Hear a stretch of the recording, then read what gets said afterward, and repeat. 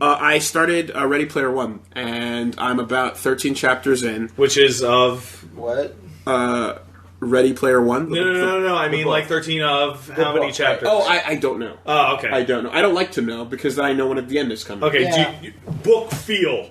How sturdy is the book? No, I mean, like, are you halfway through? Or are you, like... Book feels about 20 to 25%. Okay, see, that's basically what I want. Feels, right? Yeah. But, I think you're a bit further, I guess, if you want me to say. Yeah, I don't know. I mean, you're holding a book. How do you not, I don't... like, No. I don't know how far in you are. Well, that's because I'm using the Audible. Oh, so you're not really And, So you're not really reading that? No, not really. It's not even the same book. It's feeding the data to my brain, really. Yeah, there you go. But no, so far it's been...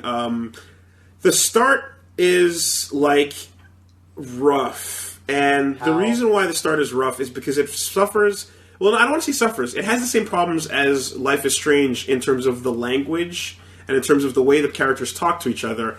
They use words like geekazoid and dweeber To be fair, unironically. That's what sci-fi books are all about. Words all the time. Now, the thing is that I know, and I think is that I know that this is all, of course, throw up to the John Hughes era and the 80s and all that stuff, where that type of talk and language is used. Yeah. But it's just like, I don't know if I can... Like, hours and hours and hours of this content is going to be a little bit rough if that's the way everyone's going to talk. And that's the way everyone's going to go. Quicker. Sure. But the point is that getting past that intro and, like, all the characters sort of doing this sort of really... Song and dance. Yeah. It's a song and dance, and they're also... But it's also doing a thing where it's very clear that the audience for this is... people who are actually unfamiliar with, like, geek culture and people who stuff. aren't like super inside baseball on games, and on old it's movies a general and stuff. sci-fi novel that happens to be focused around that as a theme. Exactly. So when the characters are trying to one up each other on trivia and stuff, and it's really basic and banal shit, and it's filtered through the lens of like how people talked in the movie Hackers, you know, or how characters would talk about video games in any movie that was not Scott Pilgrim type of thing. So it's like, there's kind of that cringe to it where this is so just broad about it. But once the things start moving and the actual adventure starts playing out, then it starts getting good. Right? It's a pretty neat book, and that's what I've started enjoying so far. But like, you just got to keep in mind that there's that hurdle. Make it to the cringe. to the call to adventure. Yeah, because basically there's a point where the characters stop talking to each other and trying to out-nerd each other, and then the actual adventure for the main guy begins, and he starts doing things. Once the actions start happening, it's great. It's cool. It's cool. I'll check back in as soon as it's done. But Liam, you said you finished it. How long ago did you read it? Year and a half. Oh, so fairly recently. Quite a well, I would say it's a while ago. I don't remember the finer details. This is but you see quite this? a while ago. See that? That's an age thing. To us old people, that's recent. But to Liam, who is younger, it's super far away. I don't think it actually No, is. but it's like a game that came out a year and a half So ago is not old. really a recent occurrence either. You know, not. like.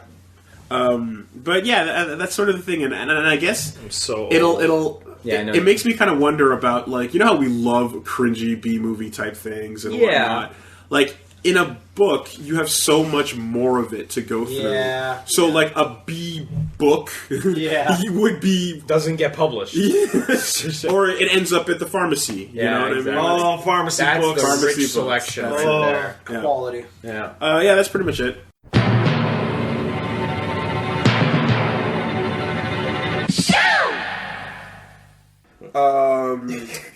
Continuing with Ready Player One, Liam, and... Are you done? I'm not done yet. Okay. But it's still going. It's still... You know what it is? I was explaining this to my girlfriend, and it's like... It is a chasm. It is so huge. It's like a fucking massive Grand Canyon-sized amount of reference material they're covering, but it's all kiddie pool in depth. Yeah. You know what I mean? It's a video game sci-fi book for everyone. And Absolutely. but your ankles will get wet at the most, and that's going to be it. Yeah. And I'm afraid that, like, when they adapt this into a movie, it's got to get even more shallow. Yeah, so someone might look at this and go, I don't know, guys, Joust is a little obscure. No, we might need I to know. replace that with an even more obvious game, like we might need to Minecraft. Get Pong in there or gonna be something. League of You know what I Legends. mean? Like it's Did you guys see that fucking shit?